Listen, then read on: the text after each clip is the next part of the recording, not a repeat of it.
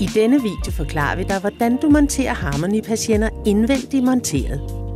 Det vil sige, at persiennerne om lidt kommer til at hænge i vinduesrammen eller mellem to vægge. Først skal du åbne kassen. Skær forsigtigt langs kanterne for at undgå skader. Læg alle monteringsdele og alt værktøj frem, så kan du gå i gang med det samme. Skub de medfølgende clips ind på kassetten ved mekanikken. Placer beslagene i vinduesrammens hjørner og skru dem fast. Har du modtaget mere end 2 beslag? Fordel så de resterende beslag jævnt mellem de udvendige beslag.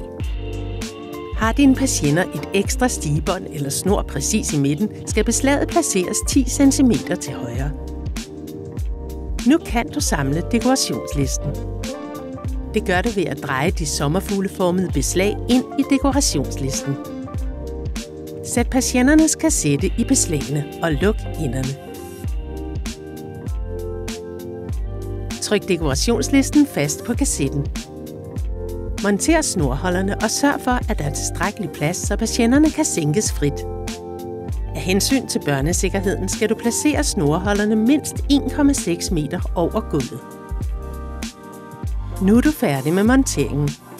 God fornøjelse med dine nye Harmony træpersienner.